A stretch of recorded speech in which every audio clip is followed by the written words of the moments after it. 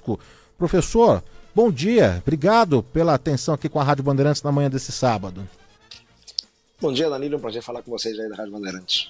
Professor, muito já foi dito, né, sobre esse ataque, líderes se pronunciando, algumas perguntas que ainda não foram respondidas, uma delas o paradeiro de Nicolás Maduro, a expectativa para as 13 horas, horário de Brasília, de um pronunciamento do presidente norte-americano Donald Trump, mas fato é, professor, a gente aqui no Brasil, não é, como essa nação importante aqui da América do Sul, da América Latina, e não à toa o Itamaraty está reunido, vai se reunir em breve, não é, para essa reunião de emergência.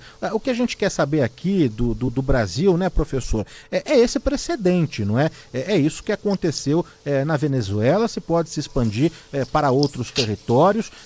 Não me parece que uma ação aí de Trump ficará isolada na Venezuela, não, professor?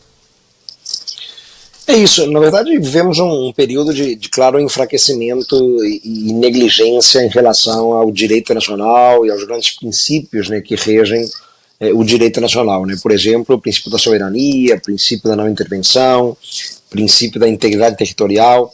Podemos reconhecer que nos últimos tempos estamos entrando numa lógica de lei do mais forte. Vimos isso na relação Rússia-Ucrânia, temos visto isso agora, né, no novo mandato de Donald Trump. As grandes potências, elas seguiam por seus interesses mais particulares, mais mesquinhos, passando por cima, né, de normas internacionais consagradas há muito tempo, né, que buscam trazer algum tipo de estabilidade, previsibilidade na relação entre os Estados. Né. A partir do momento que essas normas são deixadas de lado, as grandes potências, né, de alguma maneira, têm sinal verde para fazer o que bem entendem, né, mesmo práticas abusivas, né, como essa que vimos nesta última madrugada na Venezuela. Né. Evidentemente, né, que o Nicolás Maduro, né, é um presidente autocrático, é um déspota, ele já nos últimos tempos, né, vinha absolutamente atuando à margem das franquias democráticas, né, já há cerca de uma década, né, causando sofrimento para o seu povo, mas é evidente, né, que é intolerável vermos em pleno século XXI, em 2026, né, uma ação desse tipo, né, em que um Estado, né, decide invadir, né, ou atacar, né, um Estado soberano, né, capturando, né, o seu líder. Então é algo que traz preocupação, né, algo que cria efetivamente um precedente muito perigoso.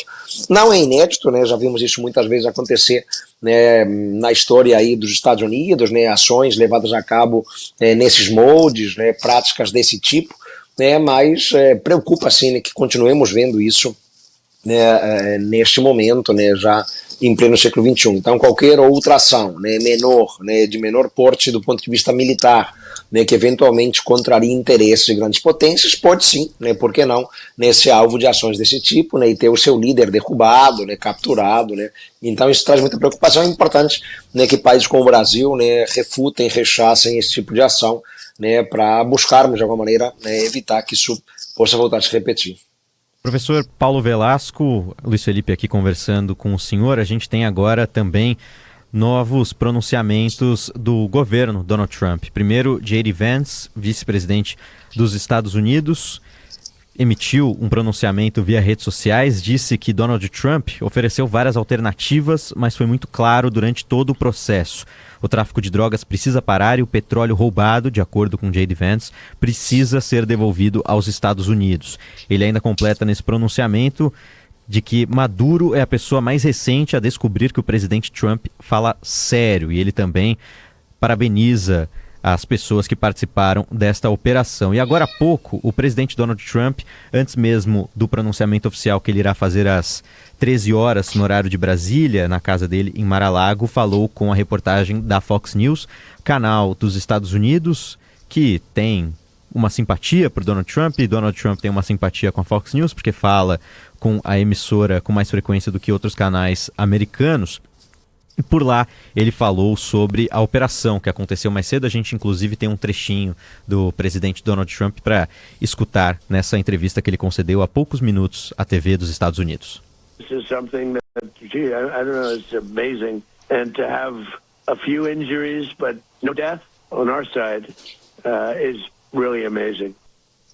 Nessa fala de Donald Trump, então, ele afirma que foram algumas pessoas feridas, mas nenhuma morte, e por isso ele considera essa operação como espetacular e outros adjetivos também.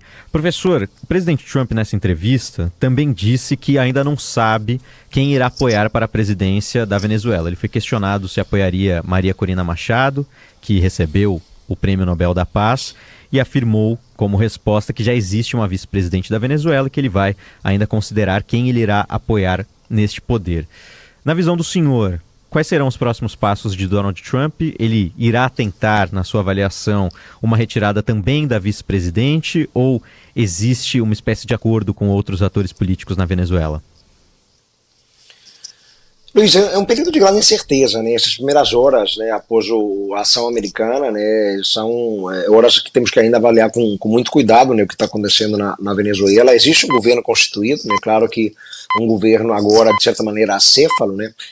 Porque o peso, a envergadura de Nicolás Maduro é muito forte dentro da Venezuela, então não é um simples presidente, é um presidente que controla, né, muita coisa, quase tudo ali, né, o que acaba deixando um pouco espaço, né, para outros atores, né, dentro do próprio governo, mas existe uma vice-presidente, né, que é a Delcy Rodrigues, né, além de outros nomes fortes, né, dentro, né, da estrutura do chavismo na Venezuela, né, como por exemplo Diosdado Cabello, né, que é uma figura, né, onipresente desde a época do governo do Hugo Chávez.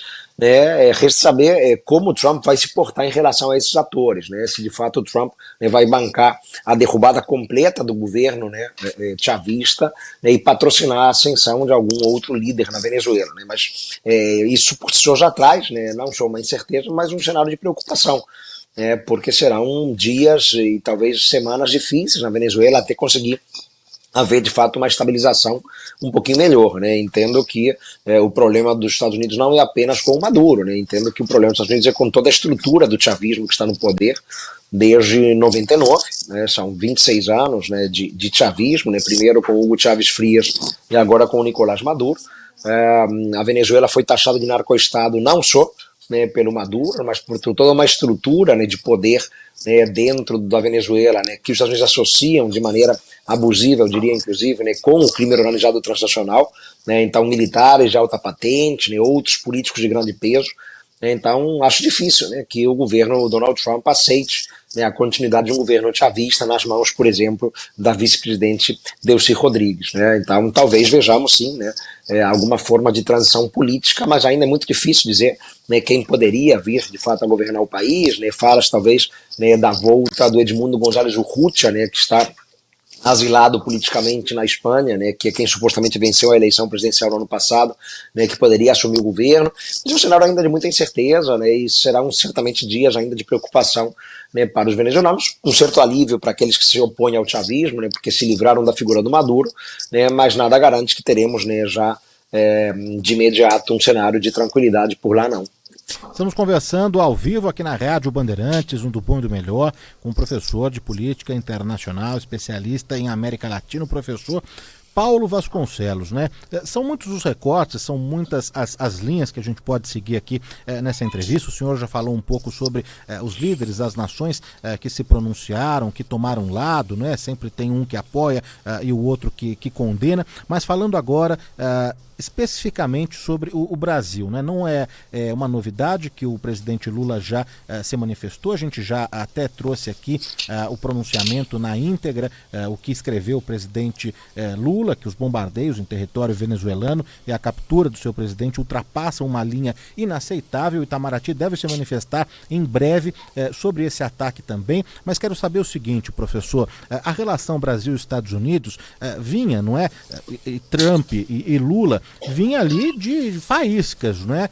De muitos ruídos, até um encontro em que ambos tiveram na ONU, na Assembleia Geral da ONU, e eu quero saber o seguinte, a partir daqui, desse ponto, desse ataque dos Estados Unidos à Venezuela, muda a relação Brasil-Estados Unidos? Muda a relação Lula-Trump? Pode ter alguma mudança? O Trump é imprevisível, né? Mas pode ter alguma mudança também no que vinha sido acordado aí com relação ao tarifaço de Donald Trump a produtos brasileiros? Alguma mudança significativa, professor? Danilo, entendo que não. Eu acho que o Brasil, por tradição diplomática, ele age dentro de uma lógica bem pragmática, né? O que significa dizer que temos que agir conforme as nossas tradições diplomáticas.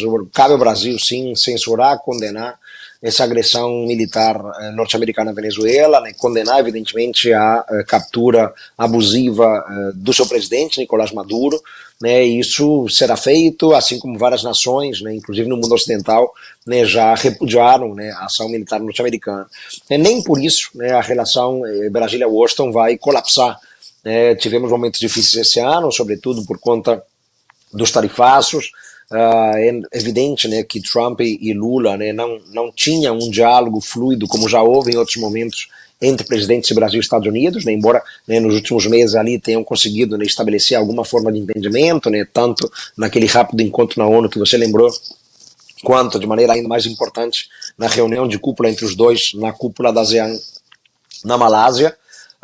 Mas entendo que entre Brasil e Estados Unidos há uma relação de confiança sujeita às intempéries do percurso, a abalos pontuais, né, a desencontros e tensões que são naturais na vida das nações, mas o Brasil tem que cumprir o seu papel, né, de Estado soberano, um Estado de grande peso na América Latina, manter uma firme condenação, né, à ação militar norte-americana contra a Venezuela, e ao mesmo tempo, claro, preservar o seu diálogo e os seus laços com os Estados Unidos, né, mesmo havendo diferenças, e existem sim importantes, né, entre Lula e Donald Trump. Professor Paulo Velasco, que nos atende nessa manhã para comentar a situação na Venezuela, passou por ataques realizados pelos Estados Unidos na manhã de hoje, no começo da madrugada. Professor, horas antes do que os Estados Unidos chamou de captura de Nicolás Maduro, a TV estatal venezuelana divulgou imagens de um encontro entre Maduro, ditador da Venezuela, e membros do governo da China. Existe um interesse chinês também na Venezuela. O senhor avalia que a China pode tentar uma retaliação não só pelos meios oficiais, ou seja, não só pelo Conselho de Segurança da ONU, como o senhor enxerga essas próximas ações, principalmente de um ator tão importante quanto a China e um opositor também dos Estados Unidos? A Venezuela é um estado que tem relações externas importantes, né, com a China, especialmente do ponto de vista econômico. A China é um grande investidor na Venezuela. A China é um grande credor da Venezuela, né? A Venezuela tem dívidas importantes, né, com a China, há interesses econômicos inequívocos da China ali, né, na Venezuela. Entendo que o governo chinês, né, também agirá dentro de uma lógica pragmática e cuidadosa.